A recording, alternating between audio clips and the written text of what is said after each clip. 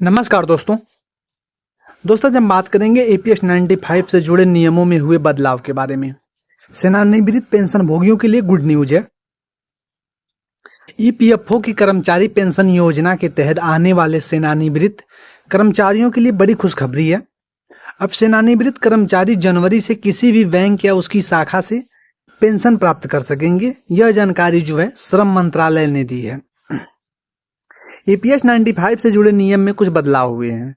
श्रम मंत्री मनसुख मांडविया ने कर्मचारी पेंशन योजना के लिए 1995 केंद्रीकृत पेंशन भुगतान प्रणाली सीपीपीएस के प्रस्ताव को जो है मंजूरी दे दी है। पेंशनकृत भुगतान प्रणाली से देश भर में किसी भी बैंक या किसी भी शाखा के जरिए पेंशन का वितरण जो है वो अब हो सकता है।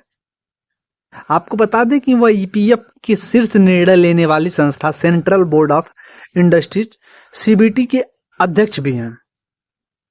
इस ईपीएस 95 पेंशन फंड को लेकर क्या कहा श्रम मंत्री ने? मनसुख मांडविया ने कहा कि केंद्रीय पेंशन भुगतान प्रणाली को मंजूरी कर्मचारी भविष्य निधि संगठन ईपीएफओ के आधुनिकीकरण की दिशा में मील का पत्थर है। इसके तहत पेंशनभोगी देश में कहीं भी किसी भी बैंक में किसी भी शाखा से अपनी पेंशन प्राप्त कर सकेंगे। यह पहल पेंशनभोगियों की लंबे समय से चली आ रही समस्याओं का समाधान करती है। यह प्रणाली निर्बाध और कुशल वितरण प्रणाली सुनिश्चित करती है। मनसुख मांडविया ने कहा कि यह ईपीएफओ अपने सदस्यों और पेंशनभोगियों की जरूरतों को बेहतर ढंग से पूरा करने के लिए अधिक मजबूत और उत्तरदायी तकनीक है। संगठन में बदलाव हमारे प्रयासों की दिशा में एक महत्वपूर्ण कदम भी है। ईपीएस 95 से जुड़े नियम में हुआ बदलाव 78 लाख से अधिक पेंशन भोगियों को लाभ। केंद्रीकृत पेंशन भुगतान प्रणाली ईपीएफओ ने 78 लाख से अधिक जो है ईपीएस 95 पेंशन भोगियों को लाभ मिलने की उम्मीद है।